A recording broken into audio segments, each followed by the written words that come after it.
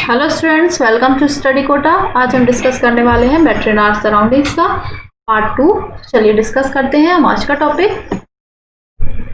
First topic है melting. तो जब किसी सॉलिड को हमने क्या किया, हीट कर दिया, तो ये लिक्विड स्टेट में कन्वर्ट हो गया। ठीक है, तो इसे हमने बोला मेल्टिंग और फ्यूजन।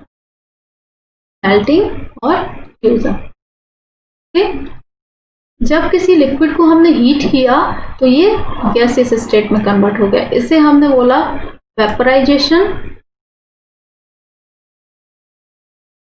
और बॉइलिंग। अगर किसी हमने गैस को कूल किया, अब हीट नहीं करना है, कूल करना है। अगर हमने गैस को कूल किया तो ये अपनी लिक्विड स्टेट में कन्वर्ट हो जाता है। इसे हम बोलते हैं कंडेंसेशन। अगर किसी लिक्विड को हमने कूल कर दिया तो ये अपनी सॉलिड स्टेट में कन्वर्ट हो जाता है। इसे हम बोलते हैं सॉलिडिफिकेशन। क्या बोलते हैं हम? सॉलिडिफिकेशन। जैसे एग्जांपल के लिए देख लेते हैं सॉलिड स्टेट। वाटर की सॉलिड स्टेट ले लेते हैं, जैसे कि आइस। अगर हमने आइस को हीट किया तो ये लिक्विड स्टेट यानी कि वाटर में कन्वर्ट हो जाएगा। तो ये प्रोसेस क्या बोलेंगे हम इसको? मेल्टिंग या फ्यूजन। अगर हम वाटर को क्या करें, हीट करें, तो ये गैसेस स्टेट में कन्वर्ट हो जाएगा, वेपर बन जाएगी। तो इसे हम बोलेंगे वेपराइजेशन या बॉइलिंग। फिर गैसेस स्टेट यानी कि वेपर को हम क्या करेंगे, ठंडा करेंगे। तो आपने देखा होगा छोटी छोटी बूंदें ड्रॉप से इकट्ठी हो जाती है, उससे बोलते हैं हम कंडेंसेशन। ठीक है, अगर लिक्विड स्टेट को यानी कि वाटर को हम ठंडा करेंगे, कूल करेंगे, तो क्या होता है, वाटर को हम कूल करते हैं तो क्या बनता है, फिर से आइस बन जाता है। इसे हम बोलेंगे सॉलिडिफिकेशन। ओके, तो अब हम ये सारे पॉइंट इस डायग्राम के थ्रू भी डिस्कस कर लेंगे। ओके, तो जब किसी सॉलिड को हमने हीट किया तो ये अपनी लिक्विड स्टेट में कन्वर्ट हो गया। सॉलिड को हीट किया तो ये लिक्विड में कन्वर्ट हो गया। इस प्रोसेस को हमने बोला फ्यूजन और मेल्टिंग, राइट। अगर हमने किसी लिक्विड को हीट किया तो ये गैस में कन्वर्ट हो गया। इस प्रोसेस को हमने बोला वेपराइजेशन और बॉइलिंग। ओके, जब हमने किसी गैस को कूल किया तो ये लिक्विड में कन्वर्ट हो गया। इसे हमने बोला कंडेंसेशन। ओके, एंड किसी जब लिक्विड को हमने क्या किया, कूल किया, तो ये अपनी सॉलिड स्टेट में कन्वर्ट हो गया। इसे हमने बोला सॉलिडिफिकेशन। ये सारे हम एग्जाम्पल बता चुके थे आपको। जैसे सॉलिड का एग्जाम्पल आइस लिया था। आइस को जब हमने हीट किया था तो ये वाटर में यानी कि लिक्विड स्टेट में कन्वर्ट हुआ था। ओके, जब लिक्विड यानी कि वाटर को हमने हीट किया था तो ये वेपर में कन्वर्ट हो गया था। फिर वेपर को हमने कूल किया था तो ये लिक्विड में कन्वर्ट हो गया था, और लिक्विड को जब हमने कूल किया था तो ये आइस में कन्वर्ट हो गया था। ओके, अब हम ये टर्म डिस्कस करेंगे। ओके, जब किसी सॉलिड सब्सटेंस को हम हीट देते हैं, ठीक है, जब किसी सॉलिड सब्सटेंस को हम हीट करते हैं तो ये अपनी लिक्विड स्टेट में नहीं आता है, डायरेक्टली किस में कन्वर्ट हो जाता है, गैसियस स्टेट में। इस प्रोसेस को हम बोलते हैं सब्लिमेशन।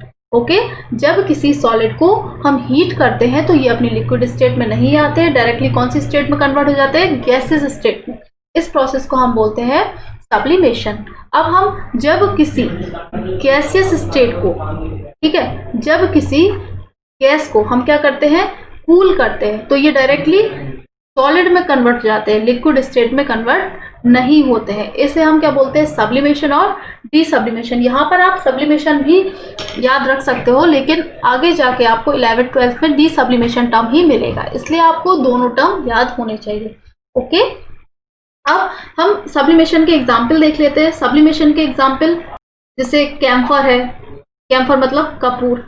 ये पूजा वगैरह में यूज होता है, आपने देखा होगा, व्हाइट कलर का होता है। ठीक है, तो ये डायरेक्ट अगर जब हम इसको जलाते हैं तो ये सॉलिड होता है, जब हम इसको जलाते हैं तो डायरेक्टली ये गैसियस स्टेट में कन्वर्ट हो जाता है, ये लिक्विड स्टेट में नहीं आता है।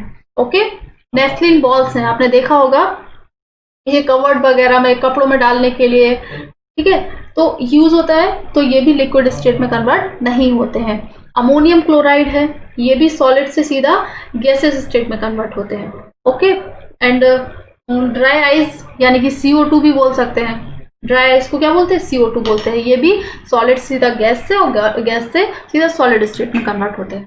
ओके, अब हम सब्लिमेशन को एक एक्सपेरिमेंट के थ्रू डिस्कस कर लेते हैं। इसके लिए हम क्या करेंगे, एक अपैरेटस सेट कर लेंगे।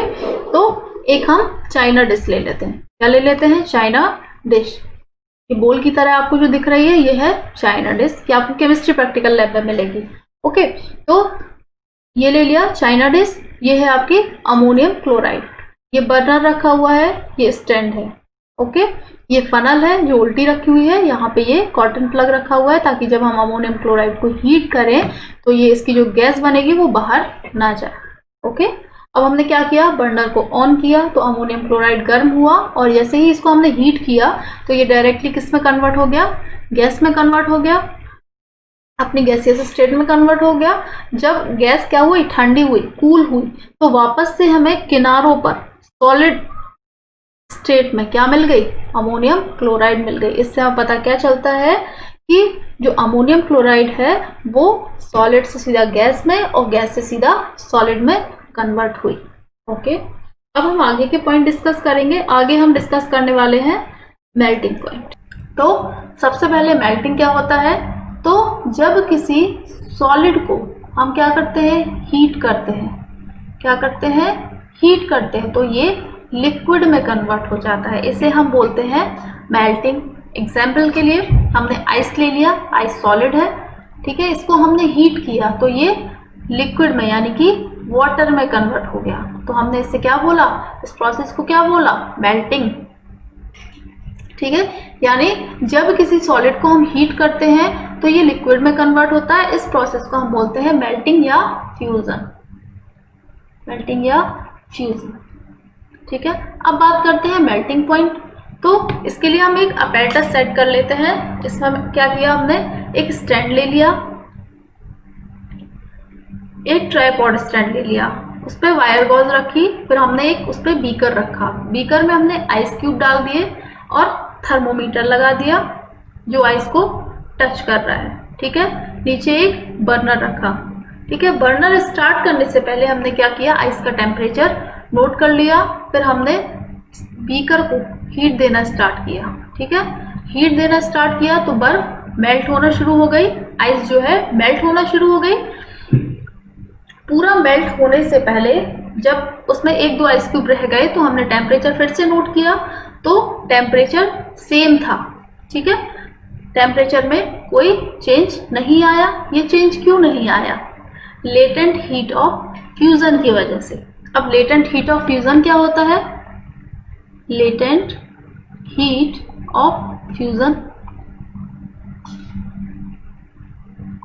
ठीक है, latent heat of fusion, the amount of heat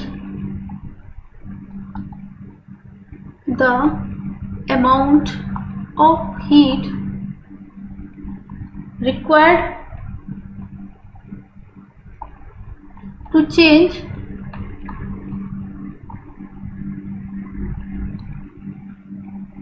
1 gram solid, 1 gram to solid,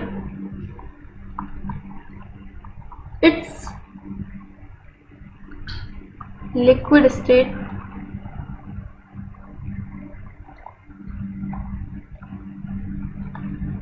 at melting point।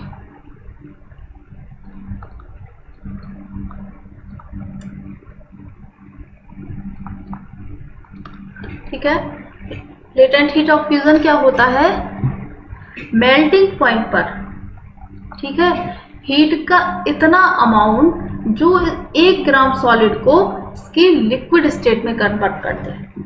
किस पर, मेल्टिंग पॉइंट पर किसी हीट का इतना अमाउंट, मतलब इतनी हीट जो 1 ग्राम सॉलिड को इसकी लिक्विड स्टेट में कन्वर्ट करते हैं, इसे बोलते हैं हम लेटेंट हीट ऑफ फ्यूजन। ठीक है,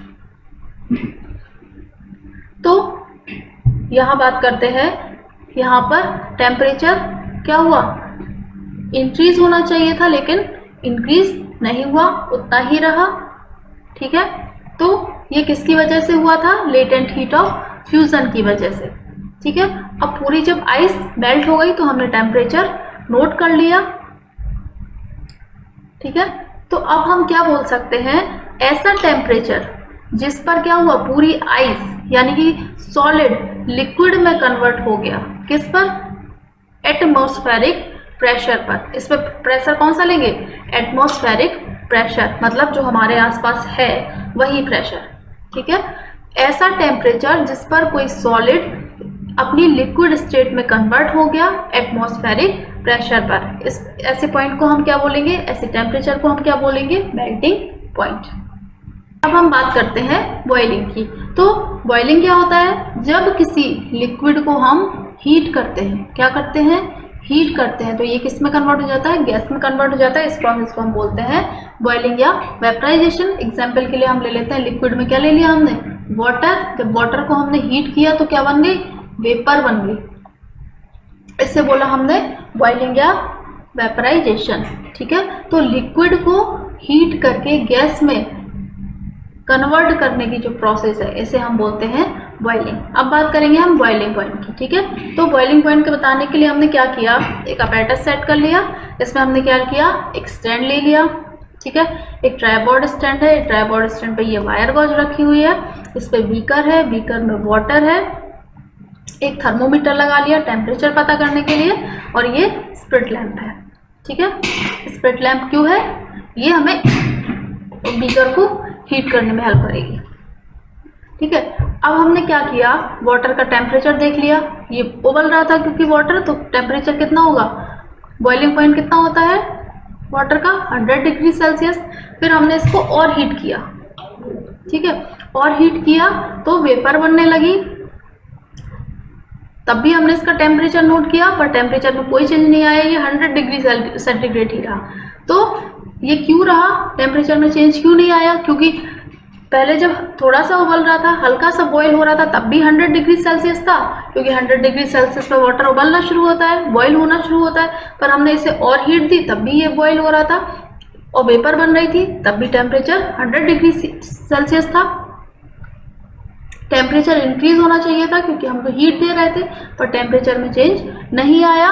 क्यों नहीं आया, लेटेंट हीट ऑफ वेपराइजेशन की वजह से। किसकी वजह से, लेटेंट हीट ऑफ वेपराइजेशन की वजह से।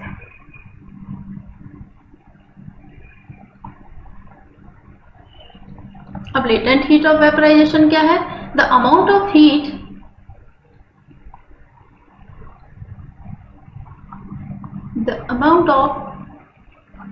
required to change 1 gram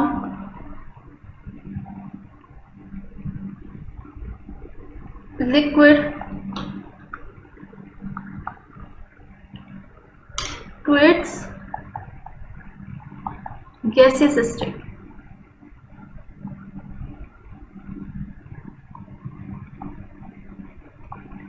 At boiling point. Boiling point मतलब बॉइलिंग पॉइंट पर हीट का इतना अमाउंट, मतलब इतनी हीट जो 1 ग्राम लिक्विड को इसकी गैसियस स्टेट में कन्वर्ट कर दे, इसे हम बोलते हैं क्या, लेटेंट हीट ऑफ वेपराइजेशन। ठीक है, बॉइलिंग पॉइंट पर हीट का इतना अमाउंट, मतलब इतनी हीट जो 1 ग्राम लिक्विड को किस में कन्वर्ट कर दे, इसकी गैसियस स्टेट में कन्वर्ट कर दे, इसे हम बोलेंगे लेटेंट हीट ऑफ वेपराइजेशन। तो यहाँ पे क्या हुआ, टेम्परेचर चेंज क्यों नहीं हो रहा है, लेटेंट हीट ऑफ वेपराइजेशन की वजह से। अब बॉइलिंग पॉइंट किसे बोलेंगे, ऐसा टेम्परेचर, ठीक है, ऐसा टेम्परेचर जिस पर, ऐसा पॉइंट जिस पर, सॉरी ऐसा टेम्परेचर जिस पर कोई लिक्विड किस स्टेट में कन्वर्ट हो जाए, गैसियस स्टेट में कन्वर्ट हो जाए। किस पर, एटमॉस्फेरिक प्रेशर पर, मतलब जो हमारे आसपास का वातावरण है, आसपास का एटमॉस्फेयर है, उस पर। तो इसे आप क्या बोलेंगे, बॉइलिंग पॉइंट। ऐसा टेम्परेचर जिस पर कोई लिक्विड गैसियस स्टेट में कन्वर्ट हो जाए एटमॉस्फेरिक प्रेशर पर, तो इसे हम बोलेंगे बॉइलिंग पॉइंट। अब हम बात करेंगे वेरियस टेम्परेचर स्केल्स की। तो टेम्परेचर को हम 3 स्केल से मेजर कर सकते हैं। कौन कौन से हैं, एक केल्विन है, डिग्री सेल्सियस है, डिग्री फ़ारेनहाइट है। ठीक है, जैसे ह्यूमन बॉडी का टेम्परेचर कितना होता है, 37 डिग्री सेल्सियस। डिग्री सेल्सियस की बात करें तो डिग्री सेल्सियस में कितना होता है, 37। अगर हम बोले किसी को फीवर हो गया तो बॉडी का टेम्परेचर बढ़ेगा, इंक्रीज होगा, तो मान लीजिए 3 डिग्री और बढ़ गया। ठीक है, तो कितना हो गया, 40 डिग्री सेल्सियस, पर डॉक्टर तो आपको ऐसे नहीं बताता है। डॉक्टर किस में बताता है? आपको फ़ारेनहाइट में बताता है। अगर हम बोले 40 डिग्री सेल्सियस आपको फीवर है, तो आप फ़ारेनहाइट में कैसे बताओगे? मैंने आपको बता दिया कि डिग्री की बात करें, डिग्री सेल्सियस की बात करें तो आपको 40 डिग्री सेल्सियस फीवर है, तो इसे फ़ारेनहाइट में कन्वर्ट करने के लिए एक फॉर्मूला होता है। कौन सा?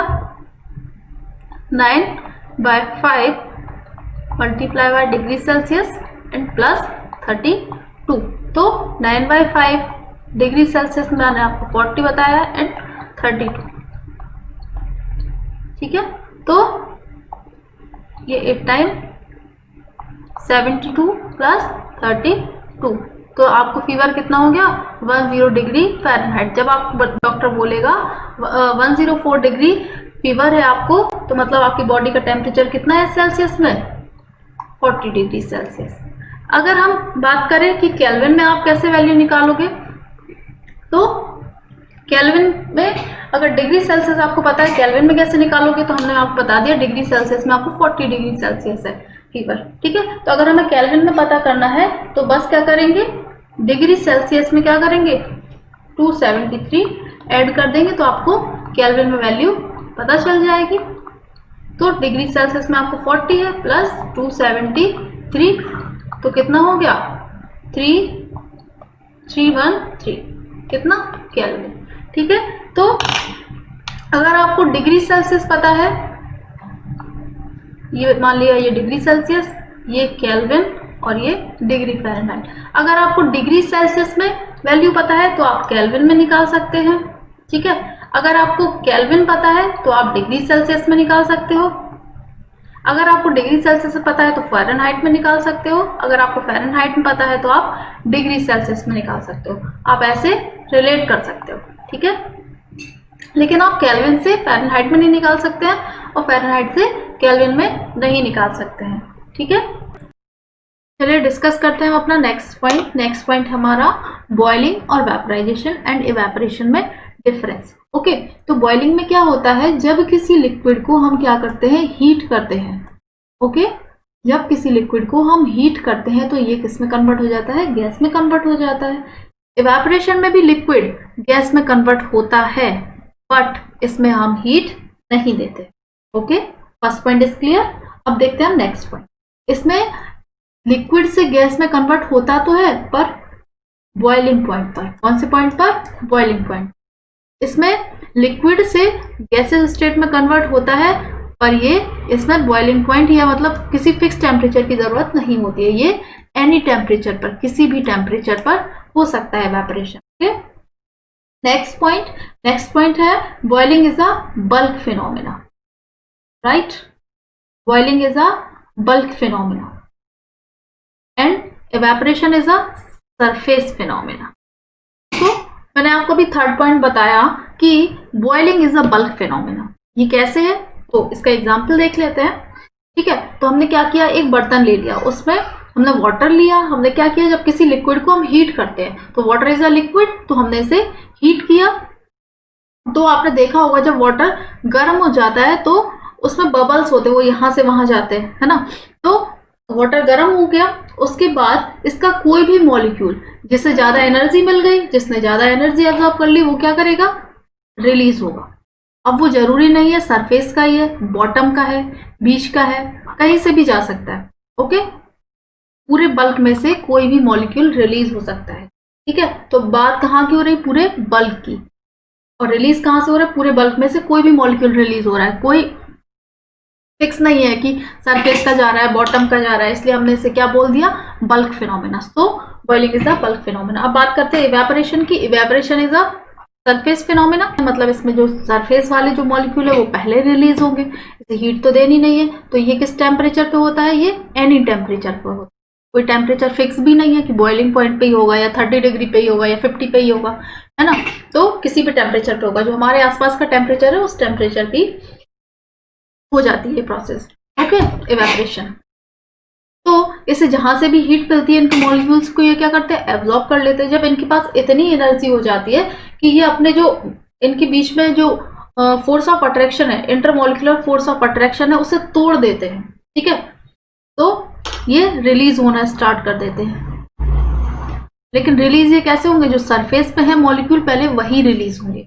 ओके, इसमें मतलब ये नहीं है इसकी तरह बॉइलिंग की तरह कि कोई भी मॉलिक्यूल रिलीज हो जाएगा, इसमें ऐसा बिल्कुल नहीं है। इसमें जो सरफेस के मॉलिक्यूल्स हैं वही रिलीज होंगे, उसके बाद ये वाले मॉलिक्यूल रिलीज होंगे, उसके बाद ये वाले होंगे। ठीक है, so evaporation is a surface phenomena.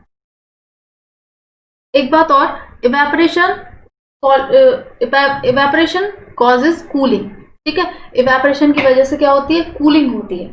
ठीक है, तो इवेपोरेशन देख लेते हैं किस किस चीज पे डिपेंड करता है, किन किन बातों पे डिपेंड करता है। ओके, डिपेंड करता है। तो first is temperature, second wind speed, third is surface area and fourth is humidity. तो टेम्परेचर पे इवेपोरेशन कैसे डिपेंड करता है, हम ये बात कर लेते हैं। ठीक है, तो टेम्परेचर के लिए हम क्या करते हैं, एक एग्जाम्पल देख लेते हैं। ओके, तो हमने क्या किया, कुछ कपड़े बाहर डाल दिए, धूप में डाल दिए जहां क्या था, टेम्परेचर हाई था, एंड कुछ कपड़े हमने अंदर डाल दिए जहां धूप नहीं थी, टेम्परेचर वहां लो था। ठीक है, तो आपने देखा होगा दोनों में से कौन से कपड़े पहले सूखे, जहां टेम्परेचर हाई था, जहां धूप थी। ठीक है, तो वहां क्या हुआ, इवेपोरेशन जल्दी हुआ, मतलब टेम्परेचर हाई था तो इवेपोरेशन भी जल्दी हुआ। ठीक है, अगर टेम्परेचर ज्यादा होगा तो इवेपोरेशन भी जल्दी होगा। अगर टेम्परेचर कम था तो अंदर वाले कपड़े नहीं सूखे थे या कम सूखे थे, तो इवेपोरेशन धीरे हो रहा था। क्यों, क्योंकि वहां टेम्परेचर कम था। तो टेम्परेचर हाई है तो इवेपोरेशन भी हाई होगा, अगर टेम्परेचर लो है तो इवेपोरेशन भी लो होगा। ओके, अब विंड स्पीड की बात करें, जैसे इसके लिए भी हम एक एग्जाम्पल देख लेते हैं। जैसे हमने पोछा लगाया, ओके, पोछा लगाया, हमने फैन ऑन कर दिया तो पानी जल्दी सूख जाएगा। क्यों, क्योंकि हवा में क्या है, काइनेटिक एनर्जी है, उसके साथ मॉलिक्यूल जो फर्श पे थे, वाटर के मॉलिक्यूल थे, वो चले जाएंगे, तो पानी जल्दी सूख जाएगा, फ्लोर जल्दी सूख जाएगा। ठीक है, तो विंड स्पीड पे डिपेंड करता है। एक एग्जांपल और देख लेते हैं, हमने कपड़े लिए, बाहर धूप में डाल दिए, बाहर डाल दिए। ठीक है, हवा चल रही है खूब तेज, तो कपड़े बाहर सूख जाएंगे जल्दी। अगर किसी दिन हमने कपड़े डाले, हवा नहीं चल रही है, तो कपड़े सूखेंगे तो पर कम सूखेंगे, है ना। तो विंड स्पीड पे भी इवेपोरेशन डिपेंड करता है। सरफेस एरिया पे आप कपड़े एक के ऊपर एक डाल दो, एक के ऊपर एक डाल दो, है ना, तो धीरे धीरे सूखेंगे। क्यों, या फैला के नहीं डालो उनको एक जगह, मतलब पूरा समेट के रख दिया आपने, तो कपड़े नहीं सूखेंगे। क्यों, क्योंकि इवेपोरेशन तो डिपेंड करता है सरफेस एरिया पे। अगर आप फैलाओगे नहीं तो सरफेस एरिया कम हो जाएगा, अगर आपने फैला दिया तो सरफेस एरिया बढ़ जाएगा, और सरफेस एरिया बढ़ जाएगा तो इवेपोरेशन की स्पीड भी बढ़ जाएगी। ओके, अब बात करें ह्यूमिडिटी की, तो अगर ह्यूमिडिटी ज्यादा है, ओके, ह्यूमिडिटी अगर ज्यादा है, ह्यूमिडिटी मतलब हवा में, एयर में वाटर के मॉलिक्यूल्स, अगर पहले से ही एयर में वाटर के मॉलिक्यूल्स हैं तो इवेपोरेशन कैसे जल्दी होगा, नहीं होगा जल्दी। अगर ह्यूमिडिटी ज्यादा है तो इवेपोरेशन कम होगा। ओके, अगर हम रेनी सीजन की बात करें तो क्या होता है, एयर में क्या होता है, वाटर मॉलिक्यूल ज्यादा होते हैं, तो आपने देखा होगा बारिश में कपड़े कैसे होते हैं, कम सूखते हैं, धीरे धीरे सूखते हैं, बहुत टाइम लगता है ना, क्योंकि उस टाइम में क्या होता है, ह्यूमिडिटी ज्यादा होती है, ह्यूमिडिटी ज्यादा होती है तो इवेपोरेशन बहुत स्लो हो जाता है। चलिए अब आपको कुछ रीजंस बताने कि ऐसा क्यों करते हैं। ओके, तो समर में, समर सीजन होता है, उसमें हम कॉटन के क्लोथ्स क्यों पहनते हैं, क्या होता है उससे, तो जो कॉटन क्लोथ्स होते हैं उनमें क्या होता है, छोटे छोटे पोर्स होते हैं, छोटे छोटे क्या होते हैं, पोर्स होते हैं। उससे क्या होता है, वो स्वेट एब्जॉर्ब कर लेते हैं, पसीना वो एब्जॉर्ब कर लेते हैं। जब पसीना एब्जॉर्ब हो गया तो क्या होता है, इवेपोरेशन होता है। इवेपोरेशन कॉजेज कूलिंग, ये हम आपको बता चुके हैं। ठीक है, तो जब हम वो कॉटन के कपड़े पहनते हैं तो हमें कूलिंग लगती है, ठीक है, ठंडा लगता है, इसलिए हम कॉटन के कपड़े पहनते हैं। वही हम अगर सिंथेटिक कपड़े, फंसे फंसे कपड़े पहन लेंगे जिनमें पोर्स नहीं होंगे, तो वहां क्या होगा, वहां स्वेट एब्जॉर्ब ही नहीं होगा। ठीक है, स्वेट एब्जॉर्ब नहीं होगा तो इवेपोरेशन नहीं होगा, इवेपोरेशन नहीं होगा तो हमें कूलिंग भी नहीं लगेगी। ठीक है, इसलिए हम कॉटन के क्लोथ्स पहनते हैं। नेक्स्ट है, how does the water kept in an earthen pot become cool during summer.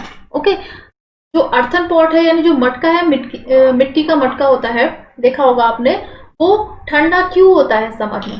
ठीक है, उसका पानी ठंडा क्यों रहता है, उसका भी यही कॉन्सेप्ट है, इवेपोरेशन की वजह से। क्यों, अर्थन पॉट होता है, ठीक है, अर्थन पॉट होता है, उसमें भी क्या होता है, छोटे छोटे पोर्स होते हैं, माइक्रो पोर्स होते हैं। तो वो भी क्या करता है, सेम वैसे ही जैसे वो कॉटन के कपड़े स्वेट को एब्जॉर्ब कर रहे थे, तो ये वाटर एब्जॉर्ब कर रहे थे, ठीक है। अब वाटर एब्जॉर्ब करेंगे तो क्या होगा, एवेपोरेशन होगा, एवेपोरेशन होगा तो कूलिंग होगी, उस कूलिंग की वजह से क्या हो रहा है, पानी ठंडा हो रहा है, वाटर कैसा है, कूल है एकदम, ठीक है।